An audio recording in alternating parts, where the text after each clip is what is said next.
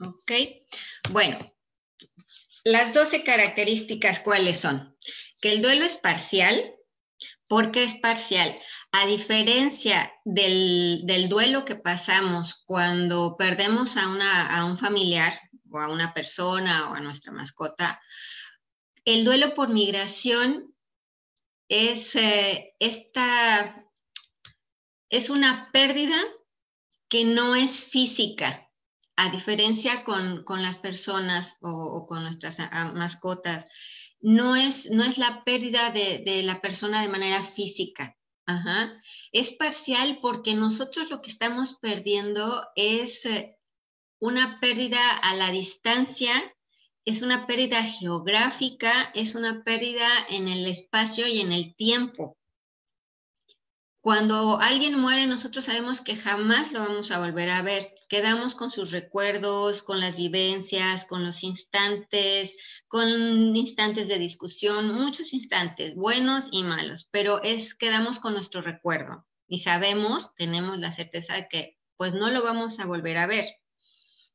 Claro, excepto cuando hay nuestro tipo de creencias, es que los volveremos a ver, pero no en esta vida, no de manera física en este momento. Y a diferencia con el duelo por migración, pues es parcial porque nuestro país, nuestra familia, todo, nuestras costumbres, absolutamente todo está allá. Entonces, realmente no hay una pérdida física, hay una pérdida en el espacio y en el tiempo. Es por eso que se dice que es parcial. ¿Por qué dice que es recurrente el número 2? Porque esto va a pasar a lo largo de toda nuestra vida mientras estemos fuera de nuestro país. Así que vayan bajándole a la intensidad porque esto nos va a pasar por el resto o por lo menos muchísimos años en nuestra vida. Por ejemplo, ahorita, ¿qué está pasando con las noticias de los feminicidios? Lamento tocar el tema, pero pues bueno, ¿cómo nos hace sentir? O sea, es imposible que no sientamos nada. O sea, sentimos, nos molesta, hay amor, hay odio, hay ira, hay tristeza, hay una enorme tristeza, hay miedo por nuestra familia que está allá también, por todas nuestras mujeres.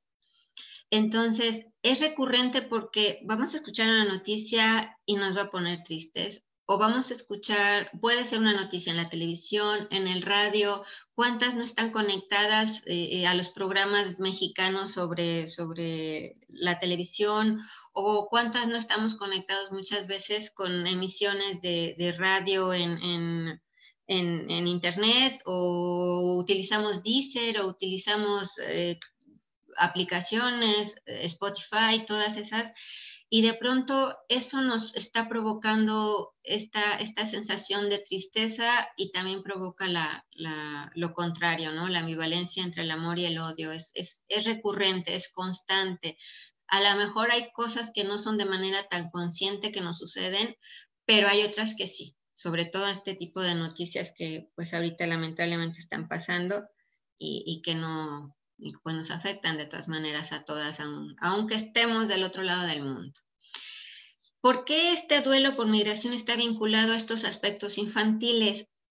Cuando nosotros somos niños, nuestra personalidad la forman, nos moldean y nos vamos moldeando de acuerdo a la cultura donde habitamos. Entonces, cuando llegamos aquí, ya venimos con con todo este bagaje cultural, con todo este bagaje cultural que cuando llegamos aquí empieza a causar una molestia interna.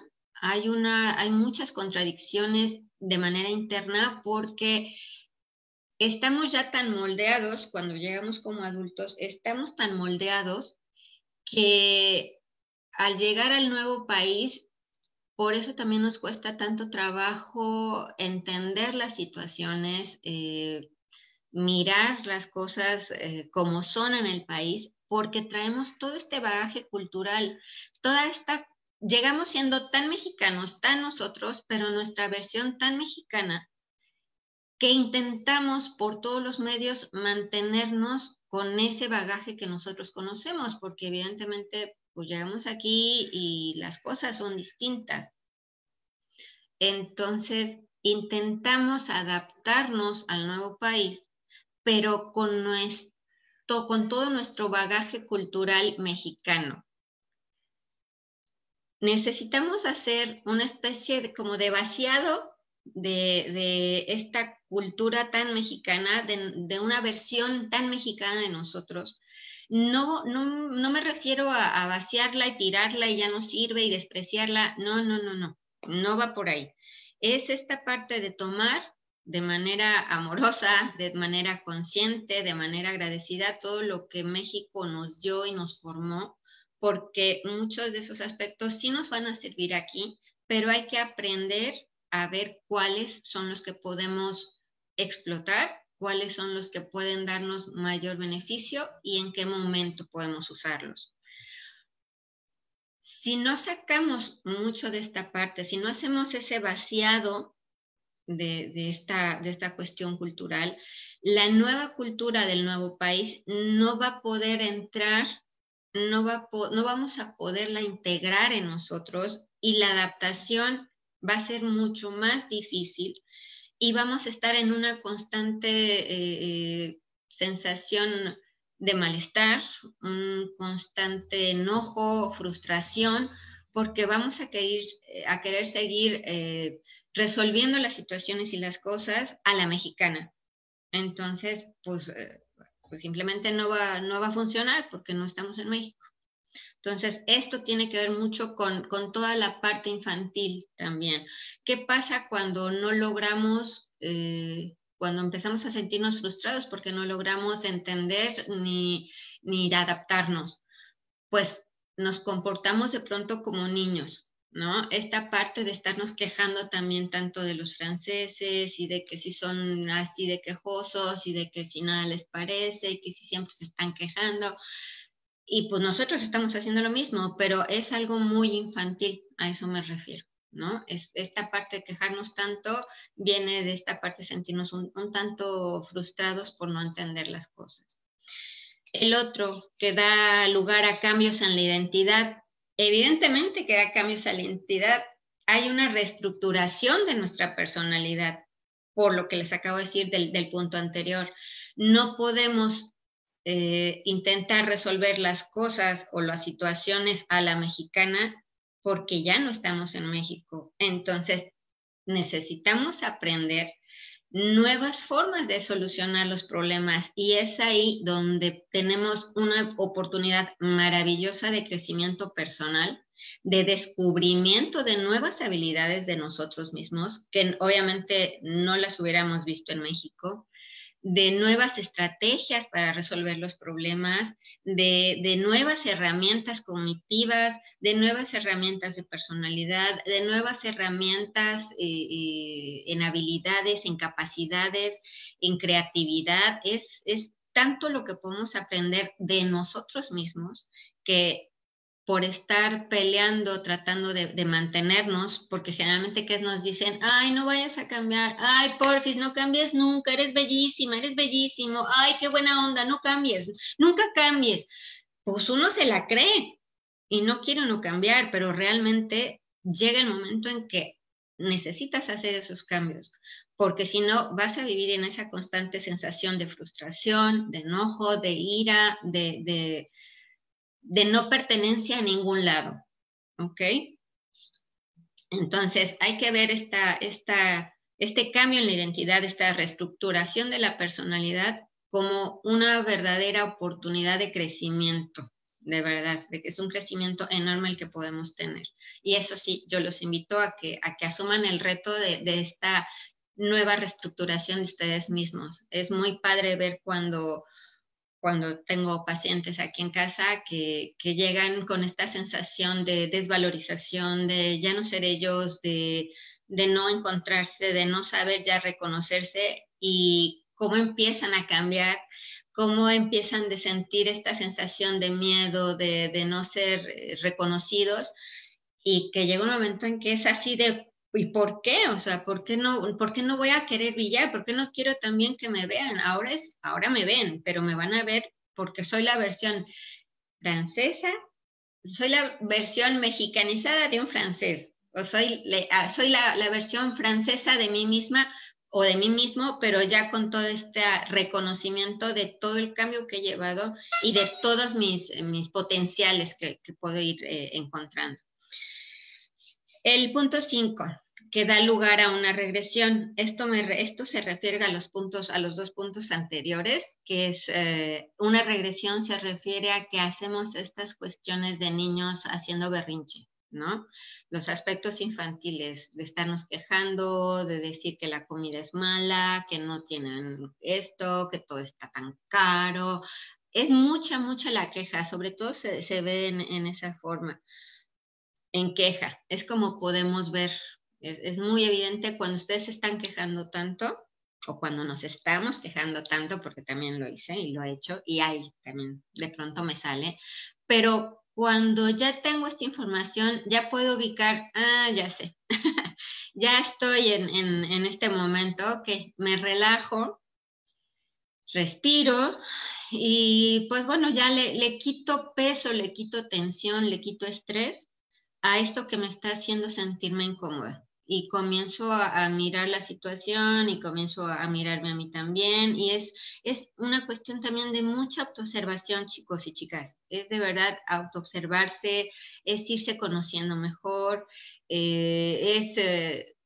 lo que también les platico mucho con las personas, con los pacientes, con personas que me contactan, es qué tan grande es su vocabulario de las emociones. De verdad, ¿cuántas conocen? ¿Cuántas emociones pueden contar con sus manos?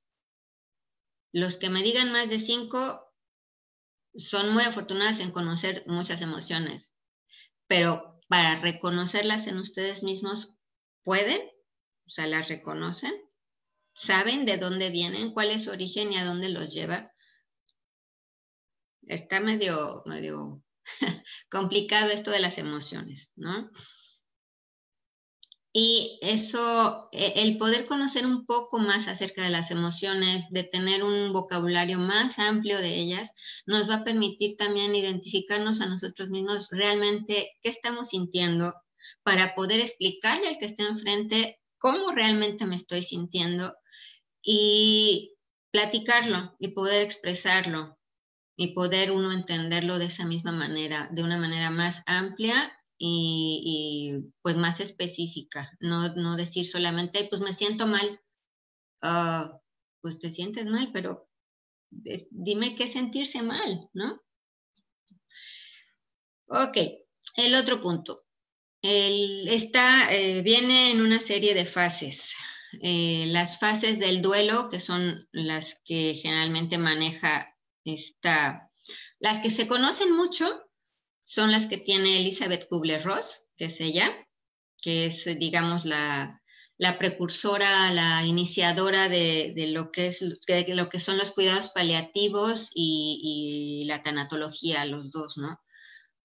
Que ella nos habla sobre todo de la tanatología, que para pasar el duelo de los sobrevivientes o cuando nos dan una noticia de una enfermedad terminal, pues pasa estas fases, ¿no? La negación, el no es cierto, no puede pasar, no es posible, no lo puedo creer, es el no. Y después viene la ira, ¿no? Nos enojamos contra Dios, contra los médicos, contra la vida, contra la familia.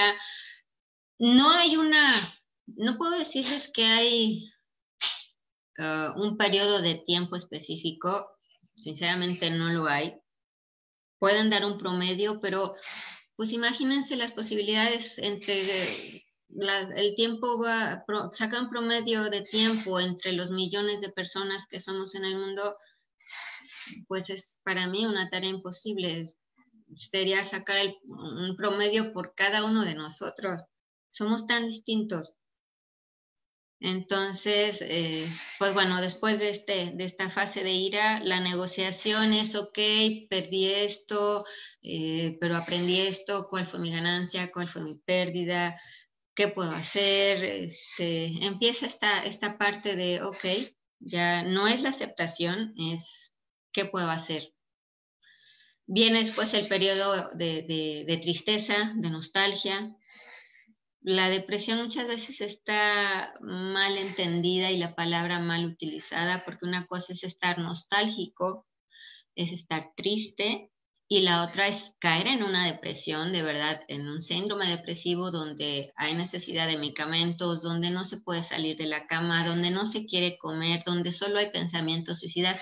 Eso ya es, hablamos de un trastorno.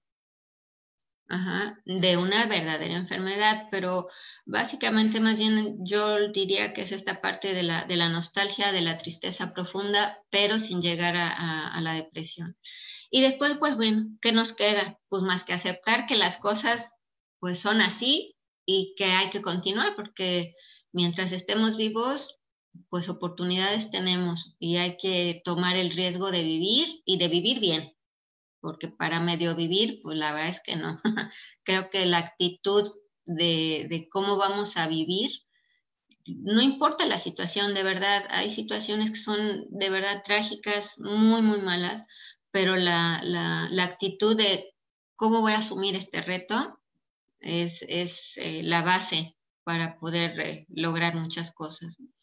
Achotegui propone estas fases, que es obviamente igual la negación, hay una resistencia a este cambio. Achotegui, acuérdense que es el que nos habla más sobre el duelo por migración y el síndrome de Ulises. O sea, si es la negación de qué estoy haciendo aquí, es que para qué me vine, es que no, aquí no me voy a adaptar, es que esto no me gusta, es que no, es esta fase. La resistencia a cambiar, a decir sí, pues ni modo, si me tengo que adaptar ahora a escuchar tantos idiomas, no es posible, no les entiendo.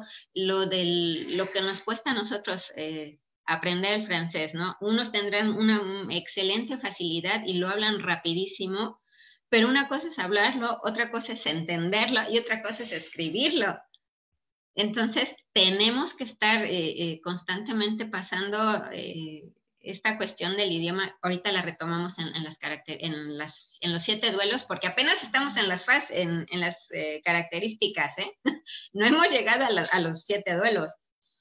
Bueno, después de la resistencia, después de decir, bueno, ya me relajo, y pues venga Francia y la administración y pues todo lo que tengo que pasar, ¿no? El código de la ruta, estar yendo a la prefectura para renovar mis títulos de estancia, etcétera, etcétera, etcétera. Y después que está esa aceptación, ¿qué pasa? Pues viene la restitución, ¿no? Que sería más o menos la negociación con Kubler-Ross. Ok, pues estoy perdiendo esto, pero estoy perdiendo esto que yo valoro tonto, pero bueno, estoy recibiendo esto a cambio. Entonces, estoy equilibrando mi pérdida versus mi ganancia, ¿ok? Y empieza a haber ya esa sensación de justicia, de equilibrio, de esperanza, de, ok, voy a estar bien. Selye nos habla, él nos habla más desde la parte fisiológica, qué es lo que pasa cuando hay este síndrome general de agotamiento, que es provocado principalmente por todos los factores que nos producen estrés, que se los mencioné hace un ratito, que es el alimento, el lugar donde protegerse de la intemperie, el acceso a la salud, el acceso al trabajo, el derecho al trabajo, esta parte que nos toca a nosotros como migrantes cuando tenemos una profesión, cuando venimos ya con un nivel educativo profesional, que ya también tenemos una experiencia profesional larga y que llegas aquí y no tienes derecho a trabajar en lo tuyo, sino que tienes que empezar y hacer toda una reconversión profesional y pues casi olvidarte de esta parte tuya profesional que pareciera ser que jamás lo vas a volver a retomar o que va a costar mucho trabajo. Entonces, ¿qué pasa cuando empiezan a haber todos estos factores de estrés? Yo creo que se los cuento y están así como yo, ¿no? Ya están sintiendo el estrés ahí. Se encienden estos elementos de de alarma en nuestro cuerpo, ¿no? Las migrañas, los malestares físicos, empieza a haber esta resistencia del cuerpo a un nivel tan alto de estrés que hay, que el cuerpo comienza a tener una resistencia cada vez mayor a ese estrés, pero obviamente es estarse resistiendo a tanto nivel, a un nivel tan alto de estrés, pues va a pasarle factura al cuerpo en algún momento. ¿Y cuándo es ese momento? Cuando el cuerpo dice, no puedo más. Y empiezan a salirnos los malestares, ¿no? Y llegamos aquí al agotamiento. Ahí es donde pues ya nos tronamos. ¿Qué tal esas gripas? ¿Qué tal esos dolores musculares, esos dolores en la espalda, las migrañas, el estreñimiento o la constipación, como le dicen aquí, o las diarreas, o los dolores en las piernas, o ya, o sea, el cuerpo dice adiós, o sea, no puede más y ya. Ahora sí que se tumba, nos tumbamos. Como ven, no son poca cosa las cuestiones a los que nos tenemos que ir enfrentando en esta adaptación. Regresamos entonces a las características, acuérdense. Estas eran las primeras 6, que es parcial, que es recurrente, que tiene que ver con aspectos de nuestra infancia, que hay cambios de identidad, que hay una reestructuración de la personalidad, que hay una regresión a estas cuestiones infantiles, a estas cuestiones de quejarnos, de sentirnos frustrados, y que tiene también una serie de fases, que son estas, que yo les aconsejaría que se quedaran más con la de Self y de Ashotegui, porque Kubler-Ross se refiere más a la cuestión de tanatología y de salud ya a nivel de cuidados paliativos y hospitalización. Bueno, continuamos con las características. Todas estas fases que les digo del estrés tan alto que vivimos nos lleva a sacar nuestros mecanismos de defensa a nivel intelectual, a nivel cognitivo. Pero les repito, como venimos con todo nuestro bagaje cultural de nuestro país, la forma en que procesamos nuestra información se ve afectada, hay errores.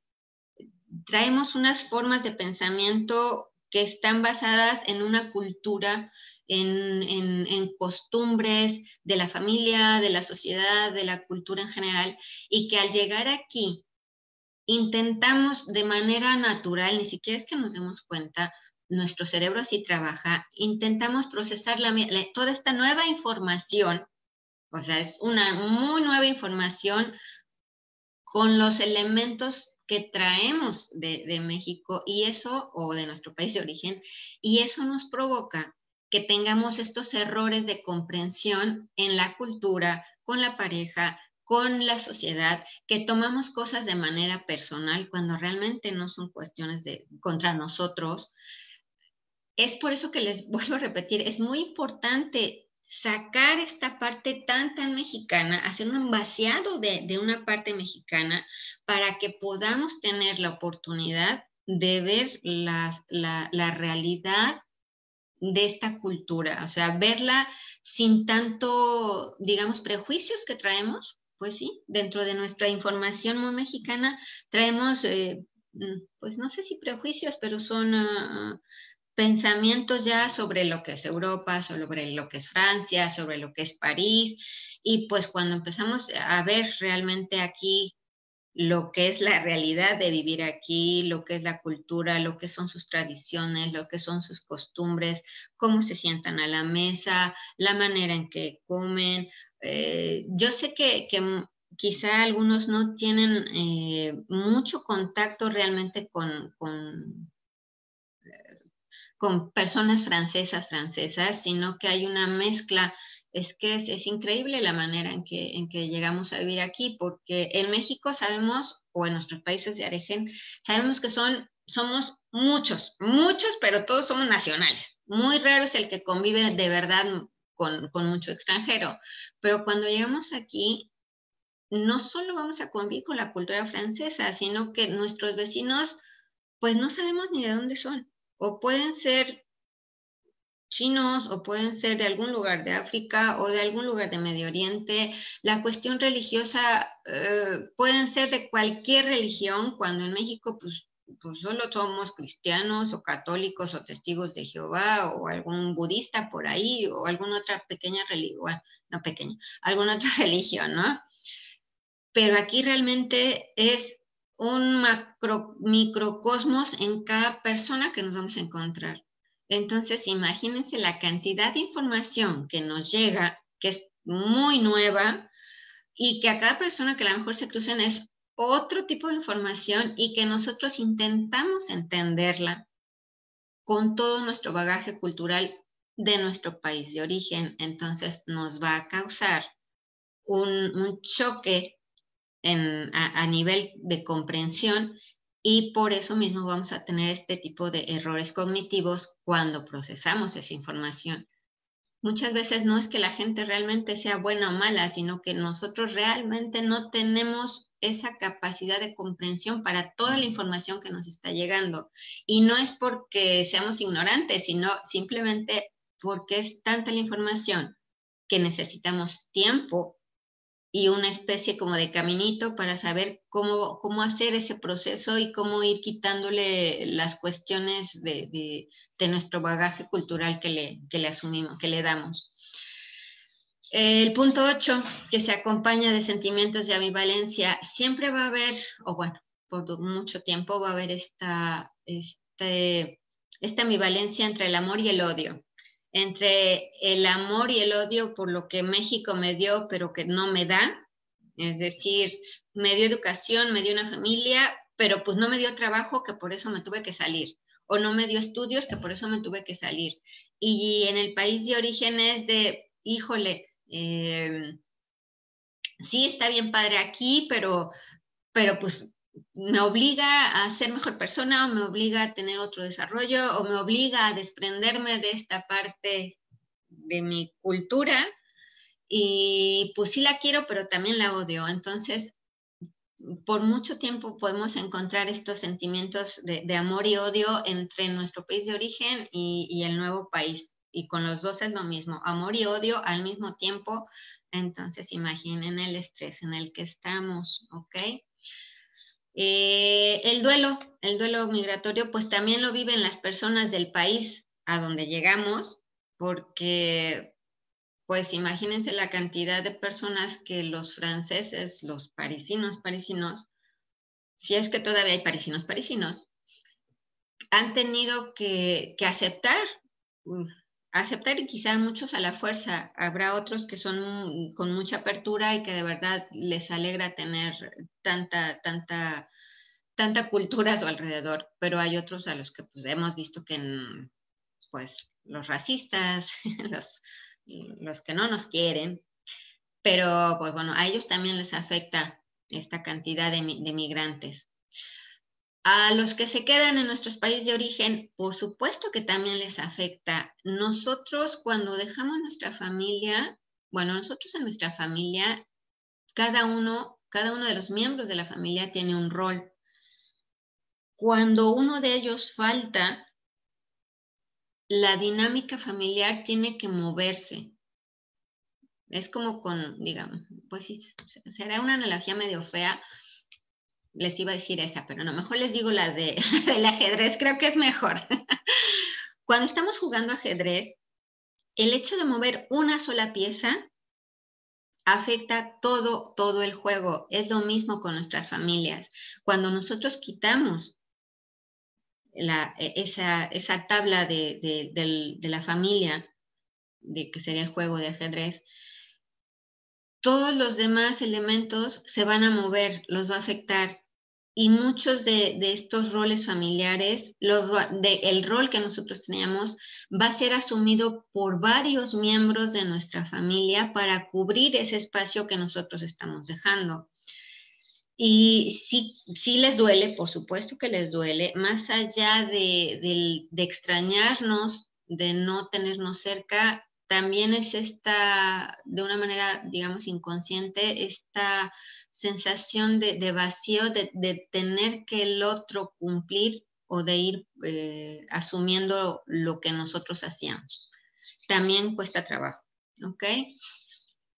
Respecto al regreso, que siempre está la posibilidad de regresar, ¿no? ¿Se acuerdan que habíamos visto que era recurrente? ¿Qué nos pasa cuando viajamos de vacaciones y estamos felices, felices, felices?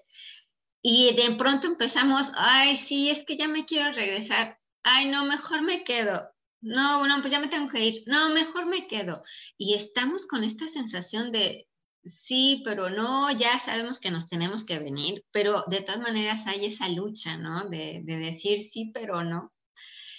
Pues bueno, el regreso es otra nueva migración y hay que asumirlo un poquito sin tanta fantasía de sí, ya me voy de nuevo y ya voy a estar mejor, ya voy a estar con mi familia y todo todo va a regresar a la normalidad. Pues, ¿qué creen que no? Porque cuando estamos en nuestros países de origen, también cambiamos.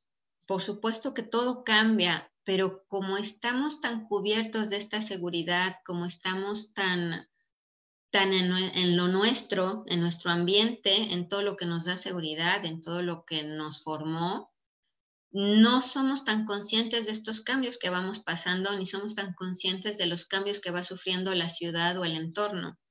Pero cuando estamos fuera, nuestros cambios para nosotros comienzan a ser más visibles y cada que regresemos, cada vez encontramos la colonia diferente, a nuestros padres más viejos, a nuestros hermanos con otro tipo de problemas, a nuestros sobrinos, a nuestros amigos. ¿Cuántos ya no podemos relacionarnos con nuestros amigos tan fácilmente como antes? Porque ellos también cambiaron, sus necesidades cambiaron y las nuestras también. No es que se haya dejado a un lado la amistad o el afecto o el amor, sino que estas necesidades cambiantes de nuestras vidas cotidianas, de todos los días, de todos estos cambios diarios que sufrimos y que muchas veces no somos conscientes, pues van dando este espacio entre nosotros, pero les digo, no es por falta de amor, no es por falta de tiempo, es simplemente que todos vamos cambiando.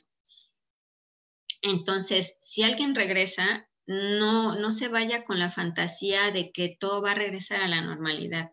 Les va a costar trabajo también adaptarse, ver a la familia de una manera distinta, porque no es que seamos mejores o peores, no, simplemente ya hubo cambios.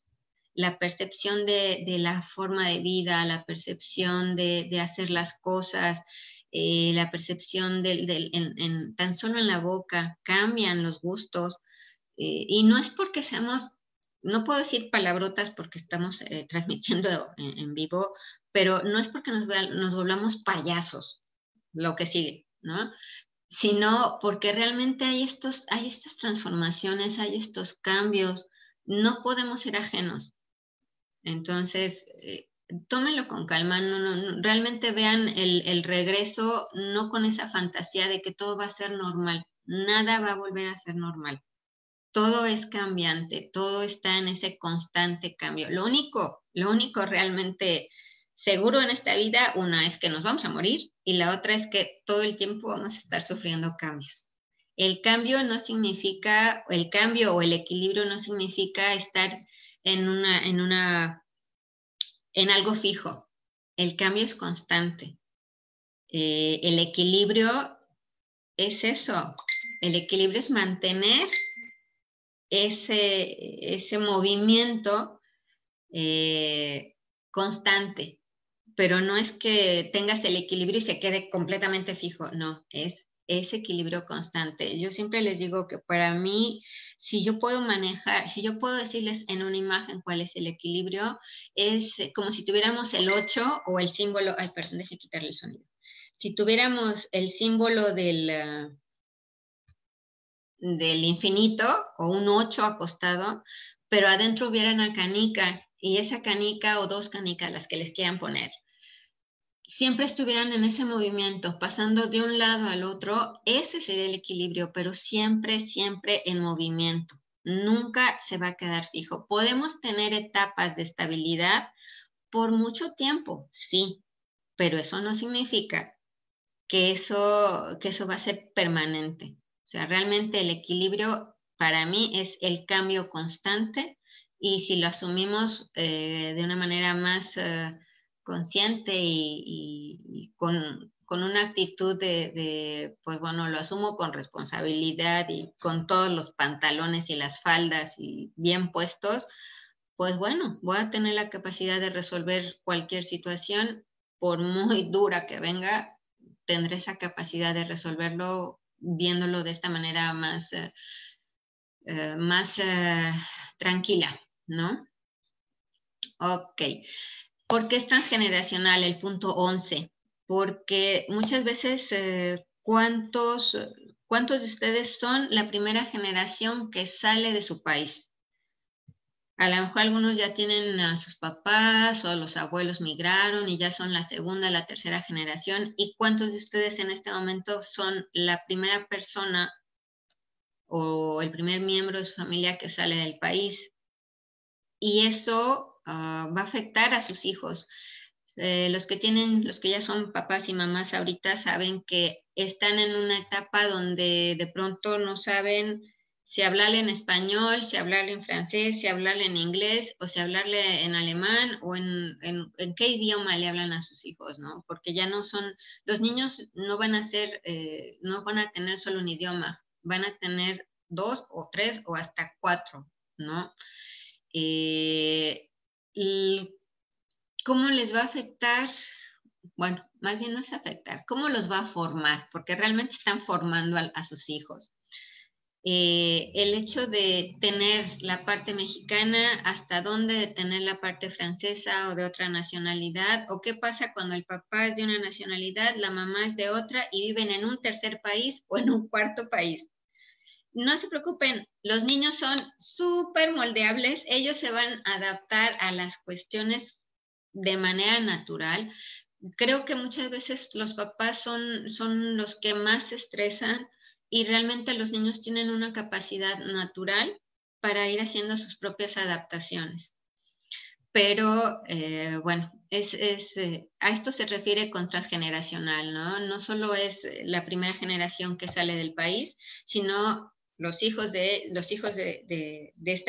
esta primera generación que sale y los hijos de sus hijos y los hijos de los hijos de sus hijos y continuamente, pues bueno, así se va a ir, ¿no? Pero van a ir pasando todas estas nuevas formas de adaptación, de entendimiento, de todo. O sea, va a pasar de generación tras generación el que seamos migrantes. Y ahora sí, ¿ya cuánto tiempo llevo? Miren, 1 hora, Dios mío. Lo que es el duelo múltiple, ya, casi acabamos. Ay, perdón.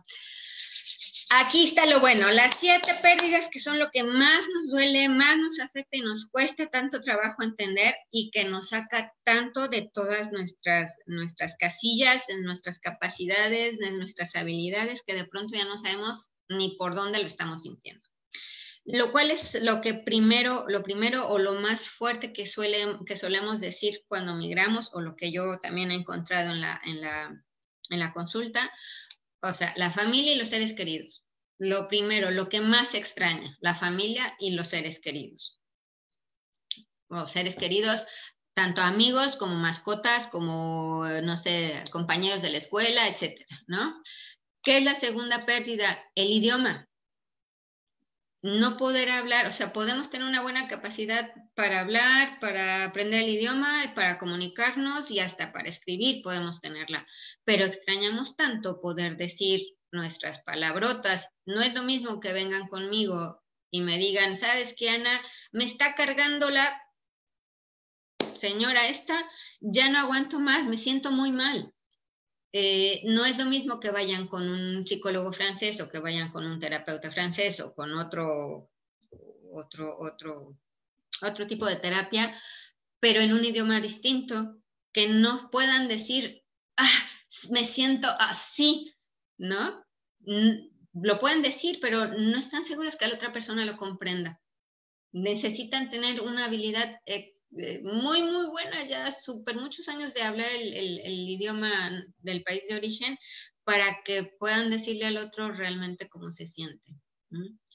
La cultura, ¿cuántos no andamos? Si en México, hagan de cuenta, no poníamos la ofrenda del Día de Muertos, ¿cuántas y cuántos buscamos ahora cómo poner nuestra propia ofrenda, ¿no? Y tratar de hacerla lo más tradicional posible. Eso también se siente mucho, nuestras fiestas patrias, nuestras fechas nacionales, aquí es cuando festejan el Día de las Madres y nosotros pues ya festejamos dobles festejos, ¿no? Todas estas cuestiones. La cuestión de los valores, por supuesto que Francia también tiene muchos valores, los franceses tienen muchos valores, pero la diferencia no es que sean buenos ni malos, simplemente que ellos tienen una distribución distinta de los valores a la de nosotros. Entonces, eso nos causa cierta incomodidad y no lo logramos entender hasta que podemos bajar un poco la guardia y aceptar que sí tienen valores, pero pues los tienen en un orden distinto que el de nosotros. Y bueno, hay que aprender, acuérdense, hay que aprender a negociar. Hay que aprender a negociar. No es que vayamos a perder nuestros valores, no, simplemente saber aceptar que, pues bueno, los manejan distinto, los acomodan. O sea, si para nosotros el valor inicial y la base de todo es el amor, a lo mejor para ellos va a ser la amistad, o el amor y la amistad, que ellos los pueden meter en un solo punto y nosotros lo podemos separar. Las cuestiones de la religión. Se siente también como una gran pérdida porque no podemos continuar, si somos muy apegados a cierta religión, no podemos continuar haciendo nuestras tradiciones porque no vamos a misa en español o porque no vamos cada 8 días a la misa. Se siente también esta pérdida como una traición porque no podemos continuar haciendo nuestros rituales cotidianos, ¿no? Se llega a sentir como realmente una pérdida muy importante, es cuestión de fe, ¿ok? El 4, los paisajes. A mí en lo personal, cuando yo salía de mi habitación en México, lo primero que veía hacia mi mano izquierda, se los puedo escribir, era el Popo y el Ista y el sol saliendo en medio de ellos. Y enfrente de mí el Ajusco, porque yo vivía, bueno, la casa de mi mamá está al sur de la ciudad por el Estadio Azteca. Entonces, yo cuando salía de mi habitación era lo primero que veía y me fascinaba y recuerdo con un amor y una verdadera felicidad. Yo no sé si ven mi cara, pero yo les hablo y se me iluminan los ojitos así de, ay, mi Popo y mi Ista, y por ahí mis volcanes y mi sol que viene saliendo en medio, y al otro lado, pues el Ajusco que a veces estaba nevado. Yo extraño eso. ¿Por qué? Porque aquí lo único que veo si yo volteo hacia afuera, pues son los edificios, ¿no? El que salíamos a la calle, pasábamos por nuestros mercados típicos y pues ya te llega el olor de la fruta o de las carnitas o de la barbacoa o el olor al pasto mojado cuando estás, no sé, en la deportiva o en algún centro deportivo. Se extraña, o sea, todo eso, los colores de nuestras casas, de nuestro barrio, nuestros vecinos ruidosos, hasta ellos los extrañamos. Bueno, yo los extraño, no sé ustedes. Algo bien importante, el estatus social. Eso, cuando venimos les digo, esta parte de ser profesionales allá y que tengamos un reconocimiento, un nivel educativo alto, que nos desarrollemos en nuestra área, que tengamos ya una experiencia profesional larga, y de pronto llegar y tener que abandonar todo eso para venir aquí y llegar aquí y sentir que, bueno, que te hagan sentir también, porque parecería que también es como un deporte nacional de pronto en las autoridades de aquí o las personas en la administración, hacerte sentir como si pues no valiera absolutamente nada porque no hay un papelito en francés que diga que lo eres, ¿no? esa sensación de perder todos esos años de profesión, de experiencia, es bien, bien fuerte, muy duro. Es una pérdida muy, muy fuerte, de verdad. No crean que es algo sencillo, de verdad, es muy fuerte. Tener que pensar en un momento dado, tener que hacer toda esta reconversión profesional y tener que llegar a hacer nada, nada de lo que tú sabías hacer, cuesta mucho trabajo. O sea, no es que sea malo, pero no deja de ser una pérdida muy fuerte para cada uno de nosotros. La situación de la estancia, si estás en una situación regular, si estás en situación irregular, si la prefectura te va a poner una multa, si te va a dar, que si en una te dicen que tiene que ir tu esposo o tu esposa contigo y a la siguiente vez que va contigo te dicen que no era necesario. De verdad, es todo este estrés que se siente. Ven cómo los factores estresantes son los que aumentan esta posibilidad de estar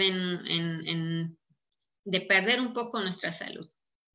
El contacto con el grupo de pertenencia, yo sé que a muchos nos han dicho que cuando llegues para que aprendas rápido y te adaptes rápido, pues te alejes, que no te juntes con tus connacionales ni con tus compatriotas, porque aparte no hay peor mexicano que otro mexicano. Detesto esa detesto esa frasecita, de verdad, la detesto.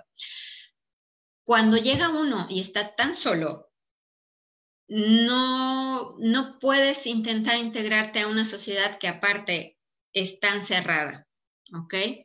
Entonces, si llega a pasarte algo, si llegas a tener algún problema, ¿quién puede venir a darte una mano? Pues solamente el grupo de pertenencia.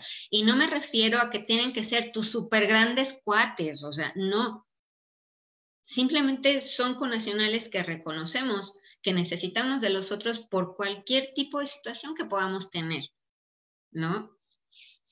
Entonces, pues bueno, y ya sabemos que uno va a encontrar y uno va a juntarse y uno va a crear nuevas amistades diferentes, sí, pero es una cuestión también de tiempo y de paciencia, porque si en México, en nuestros países de orígenes, nuestros amigos son nuestros amigos de la universidad, con quienes pasamos 4, 5 años, 7 años de nuestra vida, por supuesto que no vamos a venir a encontrar amistades aquí de esa misma manera. Hay que quitarse un poquito esa fantasía de que así como si fuera el amor a primera vista, vamos a encontrar a nuestros amigos a primera vista. No, también es una cuestión de tiempo, de ir reconociendo a la otra persona, porque o ya tiene más tiempo aquí, ya también no le ha ido muy bien, o ya le está yendo mucho mejor, pero cuesta trabajo. Entonces, es esta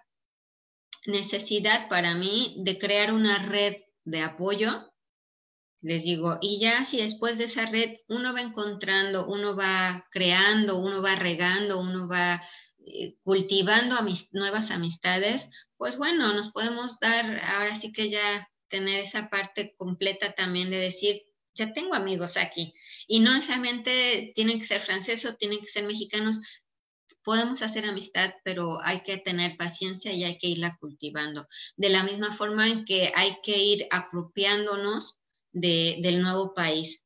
Cuando vivimos en nuestros países de origen conocemos al señor que vende el periódico, a la señora de la tiendita de la esquina, a nuestros marchantes de los mercaditos o del gran mercado, o al señor de la panadería o el de la tortillería, y nos vamos apropiando de eso porque es lo que conocemos.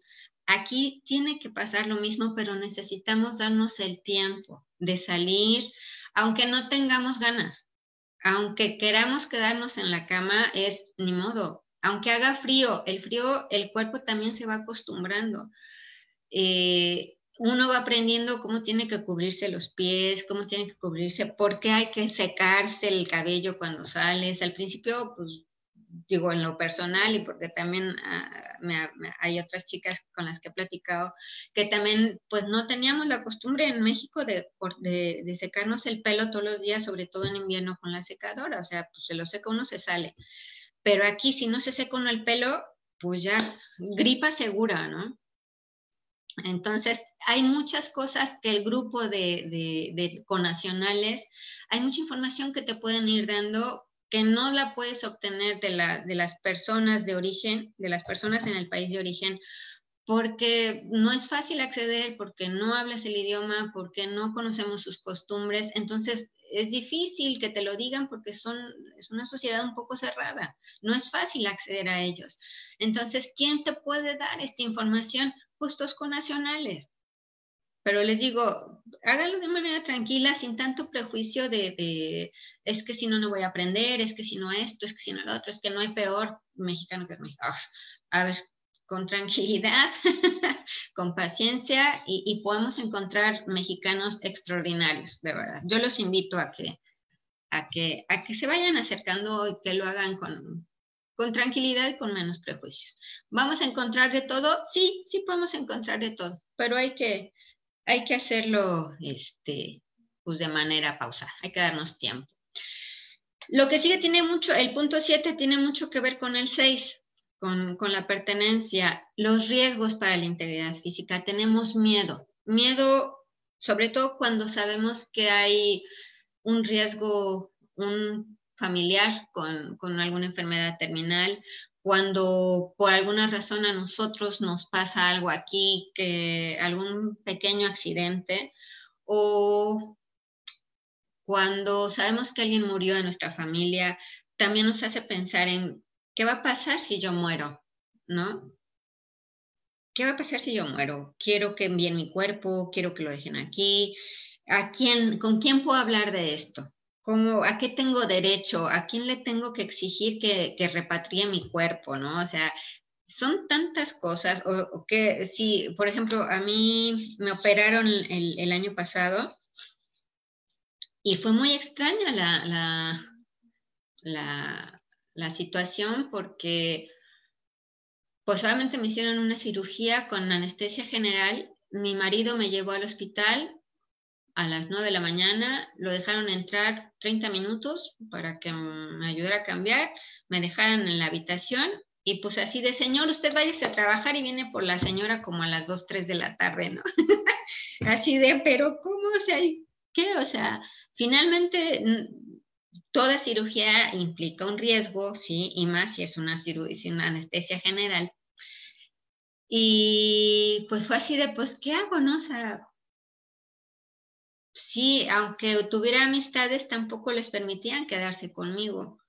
Y es esta sensación de reconocerse tan vulnerable pues bueno, hay que pensar, hay que planear, hay que hablarlo y sin miedo y no por hablar y decir si algo me llega a pasar, por favor, asegúrense de que esto sea que esto es lo que yo quiero que pase, que esto es lo que quiero que hagan y que se respeten mis decisiones, a pesar de que yo ya no esté aquí, pero es mi cuerpo y tengo derecho a decir qué es lo que quiero que pase con él, ¿no? Entonces, pues bueno, esto también genera más estrés, ¿no? Es otro de los puntos. Y lo que dice Achotegui, se los puse ahí abajo, que ningún otro duelo supone tantos cambios como este tipo de duelo, porque todo lo que nos rodea cambia. Ok, pues bueno, aquí viene el anuncio, ¿ok? Yo lo que estoy haciendo para poder acompañarlos, porque no es tanto que tengamos que llevar un proceso terapéutico como tal. Ajá, es lo que yo he encontrado. No es que estemos realmente necesitando un psicólogo para arreglar todo nuestro pasado o toda nuestra forma de vida. Lo que yo les propongo más bien es este par de cursos que es para ayudarnos a vaciar estas cuestiones que les digo de nuestro bagaje cultural tan mexicano que no nos están fusionando, que podamos empezar a conocernos mejor cómo está procesando nuestra cabeza los pensamientos, cómo son los principales errores que cometemos cuando pensamos y pues bueno, hacer este vaciado amoroso, dejarlo en un lugar muy bonito y recomenzar como a hacer ahora sí que reiniciar la máquina, ¿no? Reiniciar el chip mental de cómo puedo hacer mejor estos cambios en menos tiempo, de una manera más efectiva, que puedan ayudarme a asegurar mi proyecto migratorio.